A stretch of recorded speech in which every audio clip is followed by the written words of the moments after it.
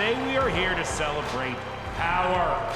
And not just the electric power being generated by our state-of-the-art, incredible hydroelectric dam. No, I'm talking about the other kind of power. They say that kind of power corrupts, and that absolute power corrupts absolutely. And I say, whoever said that is a big, whiny loser! I was born to be bacon, but am I a big, whiny loser? Pilkington was a little girl with zero personality, no friends, but is she a big, whiny loser? No is right, my friends. So, if you want to be a pig like me, you gotta remember one oinking thing. All animals are equal, but some are more equal than others. And that's a clip from Animal Farm. I'm delighted to say that the man responsible for this, the director, is Andy Serkis, and he's on the line. Andy, hello. How are you, sir?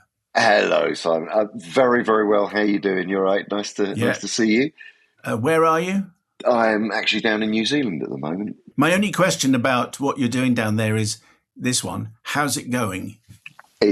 It's actually really exciting. I'm having a ball, and it's so lovely to be back with a crew that I once worked with 26 years ago. Let's go back even further to when you're on the bus going to school and you're reading Animal Farm. So how old are you?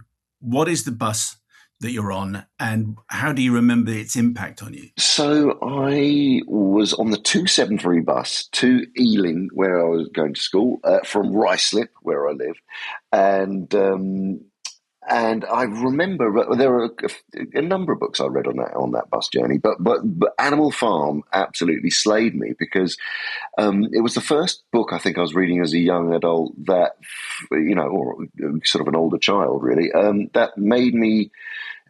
I felt just emotionally sort of so sorry for the characters who had started off with such great intentions to create this wonderful harmony and this sense of freedom, and it all to go horribly wrong. And it really stuck with me and it impacted me hugely. And of course, the journey of the character of Boxer and particularly the sadness of that character and the way he comes to a bad end, and then just the disloyalty and just as a young mind, knowing that I wasn't fully aware of the political side of the story, and I eventually came to, obviously, as we all did, know about the fact that it was written as an allegory of Stalinism and totalitarian Russia and oppression, and the failure of the communist revolution. But it affected me on a more personal level, sort of immediately. And then I went back and reread it when I was older, and it's stuck with me ever since and become one of my favourite books.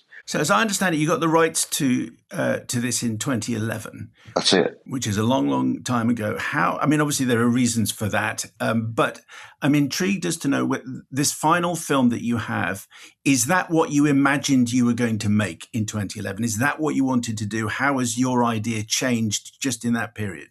Well, there's two things really. When I first started thinking about it, it was on the back of having just worked on the first Apes movie, Rise of the Planet of the Apes, and the character that I was playing, Caesar, leads a group of apes that have been trapped inside a facility where they've been experimented on to freedom, a disparate group of apes to freedom. And it made me think, oh God, there has not been a version of Animal Farm that in recent times that would hopefully connect with a new audience.